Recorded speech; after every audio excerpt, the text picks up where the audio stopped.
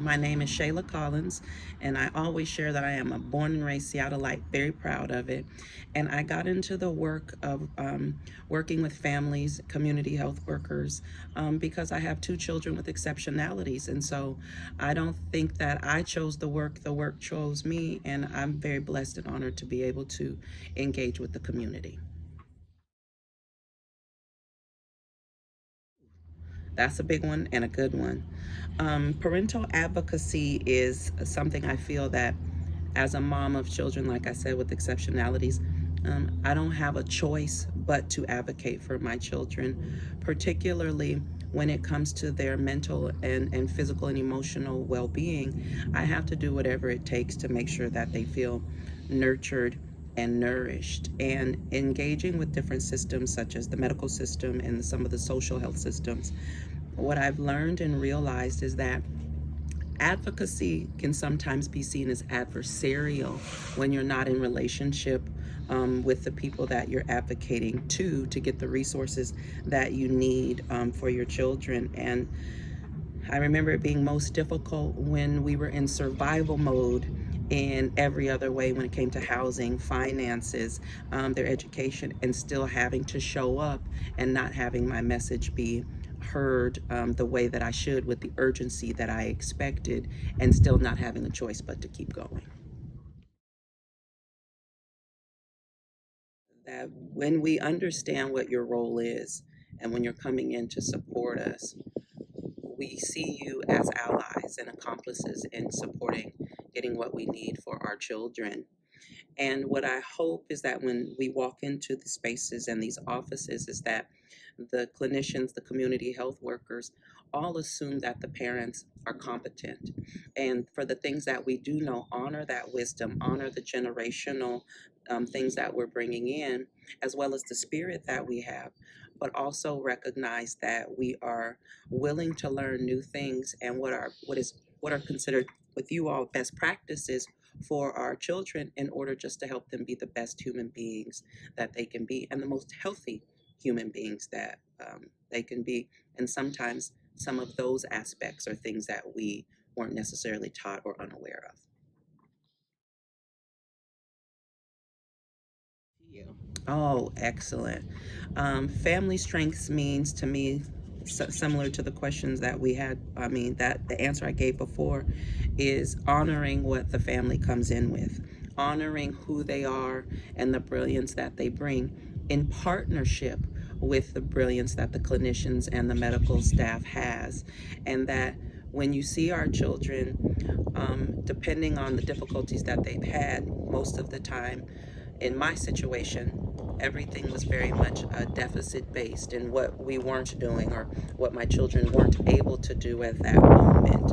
And that left me with a sense of, I'll say, gloom because we didn't get to discuss what my child does well. And I also wasn't spoken to in a way that allowed me to understand that the way things are today, they may not be later. So it's supporting and bolstering the family and the wisdom that they have, and again, recognizing the willingness to continue to learn more. Mm, thank you. I would like the medical teams and the CHWs to be as aware of what is available to all the families as possible. What are the resources that you can access, and make sure that when they walk out of that office, they have that resource available. The example I'll give in my situation is that my youngest son was diagnosed with autism, and when I had been answering all of the assessment questions, ASQs, ADOSs, and all of those things, I had let them know that he eloped, meaning that he would run off, and he was very, very, very fast. And so when we would open the car door and we would unbuckle him, if we weren't holding him by his hood or his collar or his hand, there was a risk that he would run away and be hurt, hit by a car, what have you. When we got the diagnosis, we left that office that day with what I believe is called the 100 Days Packet. I can tell you in community that's not the name we use for the packet, but that packet gave you a list of things that you needed to go out in community and find and do for your children, right? And all that did was, for me, feel like more homework and add to the load I already had of trying to keep them healthy and safe. Circling back to the elopement, I came back to my 6th-month appointment after getting the diagnosis where you get checked in on. And the provider asked me, so how's everything going? And I said pretty much the same as I told you before, and particularly related to the eloping, he's still running off. And that's when they said, well, here is a disability parking placard so you could park closer to the door. And though I was thankful, I was upset at the same time, because if I had told you that on the questionnaire, you gave me the diagnosis and I was eligible for, my son was eligible for that placard the day I got the diagnosis, why didn't you give it to me then? Why did we have to go another 6 months with that difficulty and not have what we need? So my idea would be that the community health workers and the clinical staff would be able to provide a menu of what is available for each person in each family, depending on what their needs are at that time, and have that documentation signed and ready. So when I walk out of the door, I have something that'll help my family. And that is a part of the relationship. It's a transaction, but it's a part of the relationship that helps improve the quality of life for these families. So know what's available, know what resources are out there, and keep up to date on what's coming out day to day.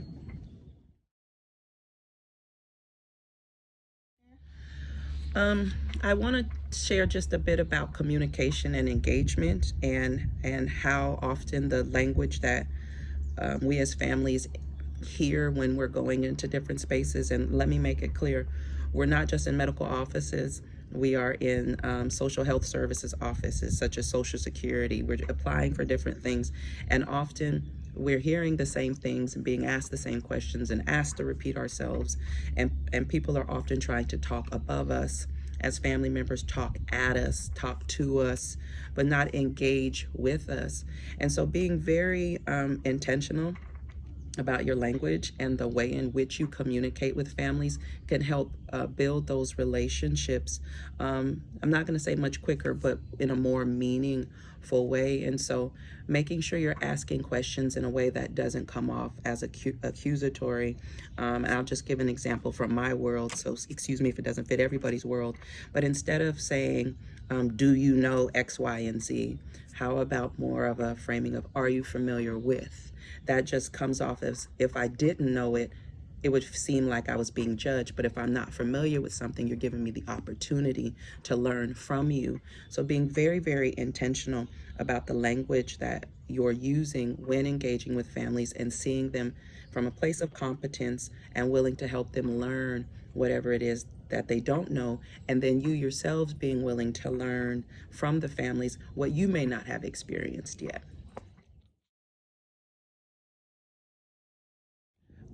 Yes, and along the same lines with how you engage with families.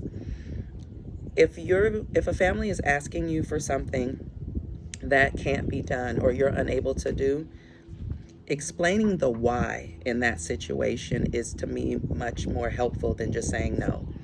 If, for instance, it's a policy at the clinic that you can't do XYZ, share that, so that I don't feel like you're telling me no, or the family doesn't feel like you're telling them no as a gatekeeper, but more it's something that you can't do because of a policy within the clinic, or if it's something that insurance doesn't allow, or just letting us know deeper as to the reason why our request can't be met will also take some of the heat off of you. I know there's been many experiences when I've engaged with a clinician or even people at my children's school, and I've asked her something, they're like, well, we can't do that. And I'm like, well, get me the person who can. And then they'll tell me, well, it's X, Y, and Z. That allowed me to not yell at that person, and then know that I have to take my advocacy down a different light. And again, when you're in that situation advocating for your child and you feel it's a need for them to be better nurtured or improve their quality of life, a person's advocacy can sometimes be seen as adversarial. But when you have a better understanding of why you're not able to get the needs met that you're asking, it can help kind of tone that down and continue to build relationship as long as you're being consistent with the information that you're given.